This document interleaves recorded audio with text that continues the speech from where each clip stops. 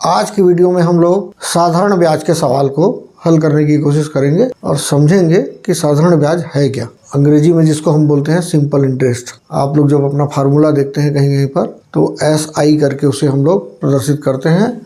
ऐसा capital S और capital I के रूप में हम प्रदर्शित करते हैं। वैसे मूलधन, अब साधारण ब्याज के सवाल के जो प्रमुख चीजें हैं वो है मूलधन, दर, समय और मिश्र धन। मूलधन मतलब प्रिंसिपल, दर मतलब रेट ऑफ इंटरेस्ट। तो आप लोग कहीं पर भी आपके सूत्र में आता है तो R आता है। मूलधन का प्रिंसिपल के लिए आप P यूज करते हैं, समय के लिए आप T यूज करते हैं, उपयोग करते हैं, और मिश्र धन के लिए आप अमाउंट A यूज करते हैं अपने फार्मूला में। आप कहीं भी देखेंगे तो मूलधन क्या है? हम जितनी राशि किसी से उधार लेते हैं या लोन लेते हैं, हम वो राशि जो है वो मूलधन कहलाती है। हम लेते हैं या किसी को देते हैं, वो जो राशि है वो मूलधन कहलाती है, प्रिंसिपल। वैसे ही अब हम जब किसी को कोई राशि देते हैं, उधार दें या लोन दें, यदि हम उधार देते हैं किसी को तो हम उसके बदले में उससे कुछ और राशि लेते हैं, अतिरिक्त जो दिए रहते हैं, जितनी हम उसे राशि उधार दिए रहते हैं उसके अतिरिक्त वो राशि हमारी ब्याज कहलाती है, इंटरेस्ट। और ये मूलधन और ब्याज ये दोनों मिलकर जो चीज बनती है वो है मिश्र धन। और मिश्र धन का मतलब ये है कि हमने किसी को जितनी राशि उधार दी है उसके बदले में जब वो हमको राशि वापस करेगा तो वो कुछ अधिक राशि वो हमें वापस करता है। कुछ अधिक राशि का मतलब है कि यदि हमने उसे 200 रुपये उधार दिए हैं तो वो हमें जब वापस करेगा तो 210 रुपये या 220 रुपये हमें वापस करता है वो। तो 220 रुपये जब वापस करता है तो जो राशि वापस करता है वो मिश्र धन कहलाती है। और जितनी अधिक राशि वो हमें वापस करता है वो है ब्याज, ब्याज की राशि है। मतलब हमने उधार दिया या उधार लिया वो मूलधन, हमने जो जितना पैसा हमने वापस किया या हमको जितना पैसा वापस मिला वो है मिश्र धन, और जितना अधिक मिला वो राशि है ब्याज की राशि। अब जब राशि दी जाती है तो वो किसी न किसी दर पर दी जाती है, वो जिसको हम लोग रेट ऑफ इंटरेस्ट बोलते हैं। दर का मतलब हम वास्तव में प्रतिशत से लेते हैं। हम लोग प्रतिशत का मतलब होता है किसी भी राशि का 100 के बदले में जो मान मिलता है हमको वो है। तो इसलिए जब दर लिखते हैं हम लोग तो 5%, तो उसका मतलब हो जाता है 5/100, मतलब 100 में से 5। मतलब हम किसी को 200 रुपये दिए हैं और 5% का ब्याज हमको एक साल में मिलना है यदि मान लो, तो 100 रुपये का 5 रुपये, 200 रुपये में 10 रुपये हो जाएगा। तो एक साल में आपको 10 रुपये मिलेगा अतिरिक्त रूप से, मतलब 210 रुपये आपको वापस आता है। तो ये दर हो गया। समय, हमने जितनी अवधि के लिए हमने वो पैसा वापस लोन लिया है या हमने जितनी अवधि के लिए वो लोन दिया है या किसी को उधार दिया है तो वो अवधि कहलाती है समय। अब हम 2 साल के लिए दिए हों, चाहे हम 6 महीने के लिए दिए हों, चाहे हम 3 महीने के लिए दिए हों, चाहे हम 5 साल, 10 साल, 15 साल के लिए हम लोन लिए हों। जनरली जब बैंक से हम लोन लेते हैं तो वो 5 साल, 10 साल, 15 साल, 20 साल के लिए लोन रहता है, क्योंकि लोन की मात्रा भी हम बड़ी लेते हैं। तो वो जो अवधि रहती है, वो जो समय रहता है वही ये समय है। वो हम वर्ष में देख लें, हम माह में देख लें, जैसा भी हो हमको वो हमारे सवाल में नज़र आएगा। मिश्र धन आपको बता ही दिया हूँ। तो ये ब्याज के जितने भी सवाल होते हैं उसमें ये प्रमुख 5 चीज़ें आपको हमेशा मिलने वाली है। साधारण ब्याज, मूलधन मतलब प्रिंसिपल, साधारण ब्याज मतलब सिंपल इंटरेस्ट, मूलधन मतलब प्रिंसिपल, दर रेट ऑफ इंटरेस्ट, समय टाइम, और मिश्र धन मतलब वो अमाउंट है। इनके आधार पर हम लोग ब्याज ज्ञात करते हैं। मैंने यहाँ पर साधारण ब्याज लिखा है और ये सिंपल इंटरेस्ट आपको बता रहा हूँ। उसका कारण ये है कि ब्याज भी 2 प्रकार के होते हैं, एक साधारण ब्याज और एक चक्रवृद्धि ब्याज। साधारण ब्याज वो है हम जितनी राशि मूलधन पर लिए हैं सिर्फ उसी पर गणना होती है, लेकिन जो चक्रवृद्धि ब्याज है वो एक समय के बाद में ब्याज पर ब्याज की भी गणना होती है, इसलिए उसे चक्रवृद्धि ब्याज बोला जाता है। हमेशा ही इस सिंपल इंटरेस्ट से वो चक्रवृद्धि ब्याज अर्थात कंपाउंड इंटरेस्ट जो है वो हमेशा अधिक होगा।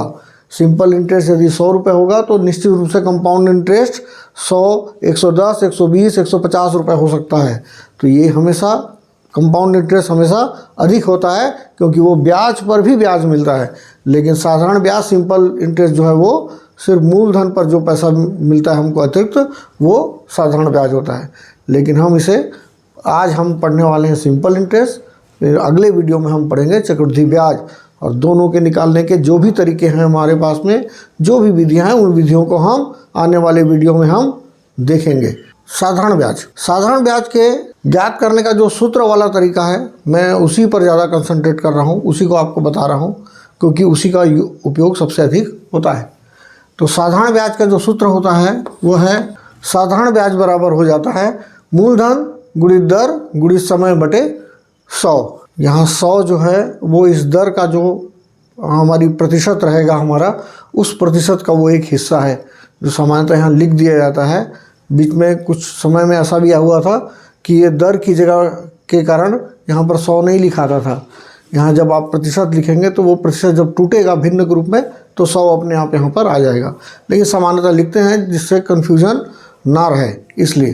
तो आपको कहीं पर भी अगर वो सूत्र मिलते हैं तो वो अंग्रेजी में सूत्र मिलता है तो SI बराबर P into R into T अपान 100 मिल जाता है। तो P इजगल टू यहाँ पर प्रिंसिपल है, R is equal to rate of interest है, T इजगल टू यहाँ पर टाइम है, और ये 100 तो हर जगह रहेगा ही रहेगा।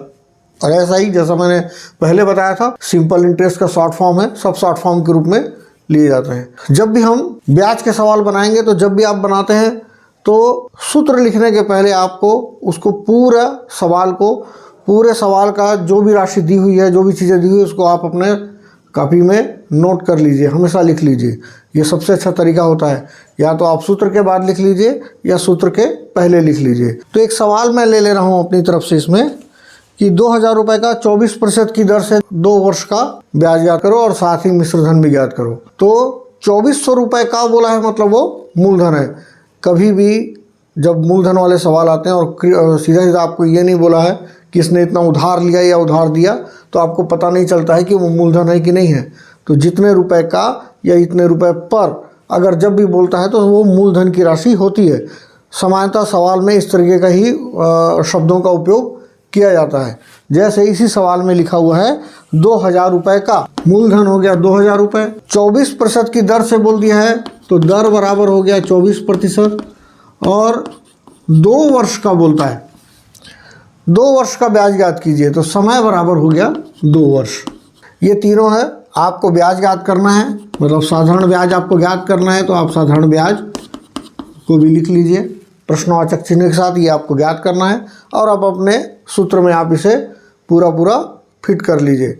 मैं ब्लैक बोर्ड में चूँकि जगह कम है तो मैं इसे मिटा लेता हूँ और सूत्र में पूरी तरीके से इसे लिख कर आपको दिखाता हूँ। तो हमारे पास साधारण ब्याज पहले से लिखा हुआ है, तो ये साधारण ब्याज बराबर हो गया, मूलधन की जगह में आप मूलधन लिखेंगे, तो मूलधन जो है वो 2000 रुपये है, दर जो है वो 24% लिया है, और समय जो है उसने 2 वर्ष का दिया है।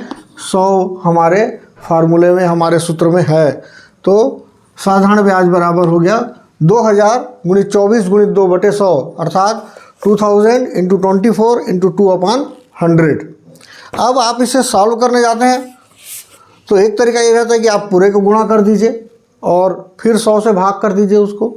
लेकिन अगर आप इसमें काट सकते हैं तो आपके लिए काटने का तरीका सबसे अच्छा ये है कि यहाँ आप मूलधन में दिख रहा है, दर में अगर आपको दिख रहा है जो काट सकते हैं, जैसे यहाँ हमको 0 दिख रहा है तो हम ये 0 से 0 काट दिए, ये 2.5 के 0 से 2.5 के 0 को काट दिए। अब हमारे पास नीचे में 1 बच रहा है और 1 का फिलहाल हमको कोई फ़र्क नहीं पड़ता है ऊपर की संख्या से, तो हम जो बचा है उसको लिख लेते हैं 20 गुणित 24 गुणित 2। गुणा करना हम लोगों को सबको आता है तो हम इसे गुणा कर लेते हैं। 24 दूनी 48, 0 0, 48 दूनी 96, 960 रुपये। इस 960 रुपये जो है उसे साधारण ब्याज की दर से उसे देना है। तो ये ब्याज की राशि हो गई है, लेकिन उसने उधार तो 2000 रुपये लिया है तो वो 2000 रुपये भी वो वापस ज़रूर करेगा।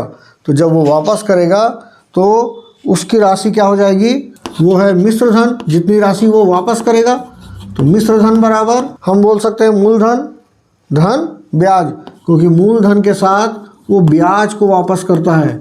तो मूलधन धन ब्याज, ये दोनों राशि जुड़ के हम उसके पास जाएगी, तो इसलिए इसका सूत्र हो जाता है मिश्र धन बराबर मूलधन धन ब्याज। अब मिश्र धन मतलब अमाउंट इक्वल टू मूलधन मतलब प्रिंसिपल प्लस इंटरेस्ट।